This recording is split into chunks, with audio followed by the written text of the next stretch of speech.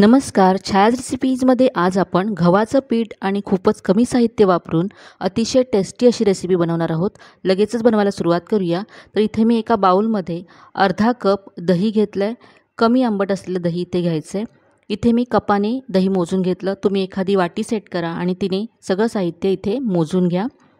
दही आता आपल्याला फेटून घ्यायचं आहे. तसं विस्करने छान मी असं फेटून घेते. याच्यातल्या सगळ्या गुठळ्या काढून स्मूथ असं हे दही तयार करून घ्यायचं आहे.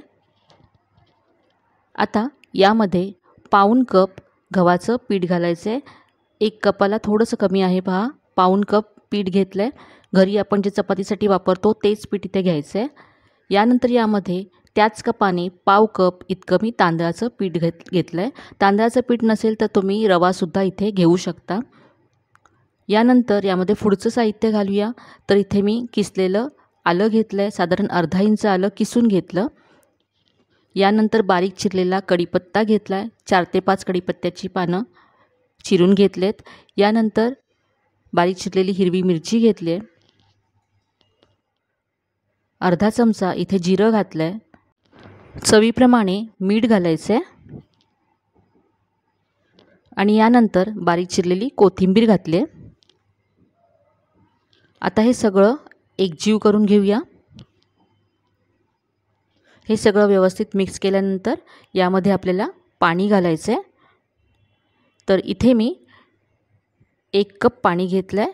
यातलं थोडं थोडं घालत हे पीठ आपल्याला तयार करून घ्यायचं आहे. तर इथे लक्षात घ्या, पीठ आपल्याला घट्ट हवं आहे. त्यामुळे पाणी घालताना थोडं थोडं घालत जायचं. तर एकत्र किती पाणी लागलं मला ते मी तुम्हाला शेवटी सांगते.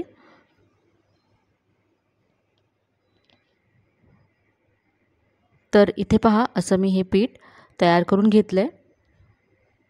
हे इतपत आपल्याला घट्ट हवं आहे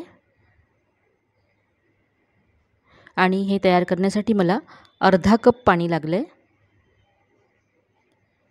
पुन्हा एकदा तुम्हाला मी दाखवते.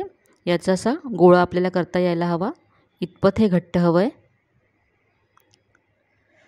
आता हे पीठ आपण झाकून बाजूला ठेवूया आणि मस्त अशी एक वेगळी चटणी बनवूया. तर इथे चटणी बनवण्यासाठी गॅसवरती मी तडका पॅन गरम करत ठेवला आहे. यामध्ये 1 चमचा तेल घालायचं आहे आणि आता यामध्ये 1 मोठा चमचा चण्याची डाळ घालायची आहे. कच्ची चण्याची डाळ आहे जी आपण आमटीसाठी वापरतो. तर ही आता अशी तेलावरती परतून घ्यायची आहे. थोडीशी वेगळ्या पद्धतीची ही चटणी आपल्या रेसिपीबरोबर खूप छान लागते. नक्की करून पहा. तर ही डाळ अशी 2 मिनटं तेलावरती परतल्यानंतर यामध्ये 6 ते 7 पाकळ्या लसूण घालायचं आहे. थोडंसं आलं घातलं आहे. यानंतर हिरवी मिरची घालायची आहे. जेवढी चटणी तिखट हवी त्या प्रमाणात घाला. 3 ते 4 कढीपत्त्याची पानं घालायची आहेत. कढीपत्त्याचा स्वाद खूप छान येतो या चटणीला, त्यामुळे नक्की घाला. हे सगळं व्यवस्थित असं तेलावरती परतून घेऊया. हे सगळं साहित्य असं 2 मिनटं परतल्यानंतर यामध्ये 1 वाटी ओलं खोबरं घालायचं आहे. ओलं खोबरं आपल्याला जास्त परतायचं नाही आहे. साधारण अर्धा मिनटं हे असं मिक्स करून घेऊया आणि लगेचच यामध्ये आता चवीप्रमाणे मीठ घालायचं आहे. तर इथे मी पाव चमचा इतकं मीठ घातलं. यानंतर चिमूटभर हिंग घालायचं आहे आणि लगेचच आता गॅस बंद करायचा आहे. आता हे आपण मिक्सरच्या भांड्यामध्ये काढून घेऊया आणि यामध्ये गरजेप्रमाणे पाणी घालून ही चटणी वाटून घेऊया. चटणी इथे मी वाटून घेतले, बाउलमध्ये काढून घेते. खूपच छान अशी चटणी लागते आपल्या रेसिपीबरोबर. चटणीवरती आता आपण फोडणी घालूया. तर इथे मी 1 चमचा तेल गरम करून घेतलं आहे. यामध्ये अर्धा चमचा मोहरी घालायची आहे. मोहरी तडतडली की 4 ते 5 कढीपत्त्याची पानं घातली आहेत. ही मस्त अशी फोडणी चटणीवरती घालायची आहे. या फोडणीमुळे तर चटणी खूपच खमंग लागते. तर ही अशी वेगळ्या पद्धतीची आपली चटणी तयार आहे. नक्की करून पहा. चटणी तयार आहे. आता करूया पुढची कृती. तर जे पीठ आपण झाकून ठेवलं होतं ते पाहूया. हे एकदा आता पुन्हा आपण मिक्स करून घेऊया. आज आपण मैसूर बोंडा बनवणार आहोत. तर इथे पहा, मी बारीक चिरलेला कांदा घेतला आहे. कांदा आपल्याला बोंड फ्राय करायच्या वेळेसच घालायचं आहे. सुरुवातीला जर घातला तर पिठाला पाणी सुटतं आणि आपलं पीठ सैल होईल. म्हणून मी आता शेवटी यामध्ये कांदा घातला आहे. कांदा घातल्यानंतर मिक्स करून घ्यायचं आहे. हे छान मिक्स झाल्यानंतर इथे मी पाव चमचा इतका बेकिंग सोडा घेतला आहे. तर यामुळे बोंड अगदी हलकी फुलकी आणि जाळीदार होतील. तर आता हे हाताने आपण छान असं फेटून घेऊया, म्हणजे बेकिंग सोडा छान मिक्स होईल आणि पीठ हलकं फुलकं होईल.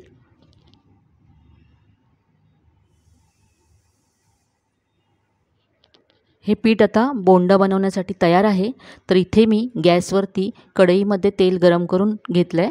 तेल गरम झाल्यानंतर गॅसची फ्लेम स्लो करायची आहे आणि अशी गोल आकाराची बोंड सोडायचे तेलामध्ये.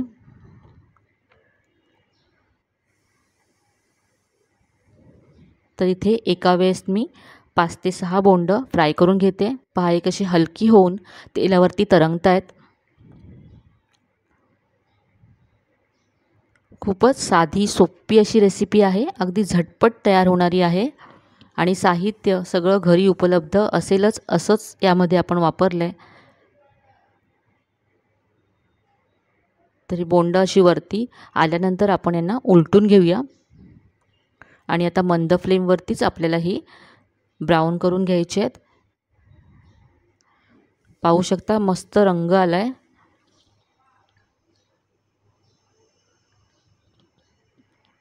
याला जास्त डार्क करायचं नाही आहे, कारण तेलामधून बाहेर काढल्यानंतरसुद्धा त्याचा रंग आणखी डार्क होतो.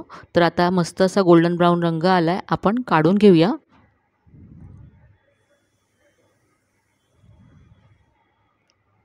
दिसायला पाहू शकता ही बोंड किती मस्त दिसत आहेत आणि चवीला तर अप्रतिम लागतात. आपण जी चटणी बनवली त्याबरोबर तुम्ही ही बोंड एकदा नक्की बनवून पहा. तर असेच उरलेलेसुद्धा मी फ्राय करून घेते. तर इथे मी सगळे बोंड अगदी फटाफट फ्राय केलेत. हे फ्राय करण्यासाठी सुद्धा खूपच कमी वेळ लागतो. मुलांना काहीतरी चटपटीत खायचं असेल तर तुम्ही अगदी झटपट हे बोंड घरच्या साहित्यातून बनवून देऊ शकता.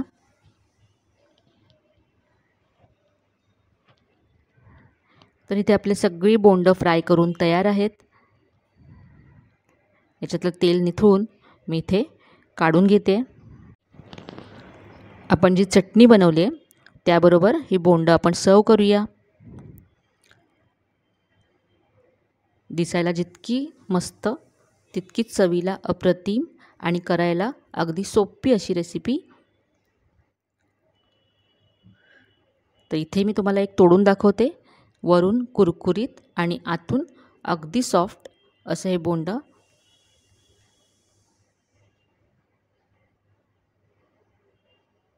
आणि ही एक आपली वेगळ्या पद्धतीची चटणी. तर आजची ही रेसिपी तुम्हाला नक्कीच आवडली असेल. रेसिपी कशी वाटली कमेंटमध्ये नक्की कळवा. रेसिपी जर आवडली असेल तर व्हिडिओला जास्तीत जास्त लाईक करा, शेअर करा. चॅनलवर नवीन असाल तर चॅनलला सबस्क्राईब करायला विसरू नका. चला तर मग पुन्हा भेटूया अशाच छान छान आणि नवीन नवीन रेसिपीसह. तोपर्यंत धन्यवाद.